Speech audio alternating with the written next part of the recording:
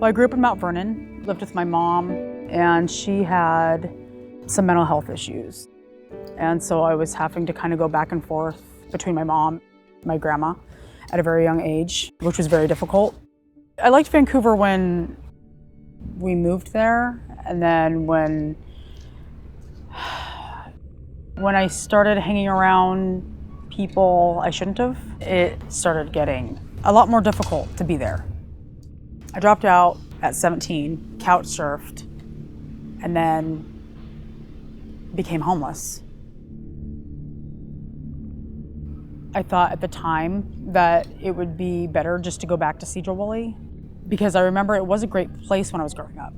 It was quaint. And then when I moved back, it wasn't like that. I kind of got wrapped up in the same crap as I did in Vancouver. Winters were the hardest when I was homeless. They were really rough. When the snow melts, it's all that water just seeps right in the tent. Everything's soaked, blankets, clothes. I would go dumpster diving for food, sandwiches, anything. It's pretty much living out of your backpack and living out of a can. I mean, I didn't really do much. I was too focused on surviving to really think about getting a job or where do I start in my life? Where do I begin? And of course, I was doing stupid stuff, things that I shouldn't have been doing. During the 2 years that I was homeless, I ended up getting into an abusive relationship. And there was things that were brutal things that were going on. Things got really bad one day, and I ended up at a church.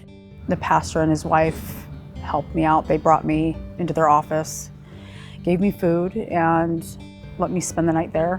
And they gave me a number for the domestic violence shelter here in Bellingham.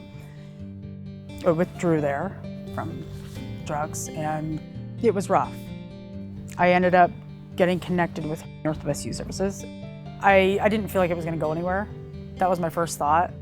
It surprised me when things started getting in order. It really did. My favorite thing about the Northwest Youth Services was the support. I didn't feel like anybody was judging me on the outside or on the inside. We would talk about goals and set goals of, going to school, obviously, continuing that, and getting a job, because you can't pay bills without a job. We would practice interviewing. Yeah, I kept messing up interviews, even fake ones. Practicing interviews over and over really helped. It got me more open than I normally would have been. I got put on the waiting list for housing. I remember being really excited about my first place, my first real place. But there was a lot of cops there all the time in the neighborhood, and a lot of drugs. I felt like I was just kind of walking on eggshells in that environment. So one day on my way to school on the bus route, I saw this nice complex, and I thought to myself, I really want to be in there. I really need that place. I ended up coming up to the school and talking to the woman that runs student housing. I was very upfront about my past things, like criminal history and stuff. I think she respected that a lot. 2-3 weeks later, I got an email from her saying that I got approved. It was amazing.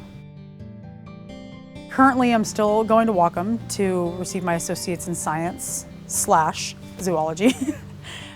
I'm working full-time, and I'm still at the same complex that I dreamed of being in. I think back to being in that church, and they gave me that number. Even at that point, I had felt like that was a ticket. It was like Willy Wonka and the Chocolate Factory. It's like your way out, and I wanted a better life. I really needed it. And everybody does deserve a second chance.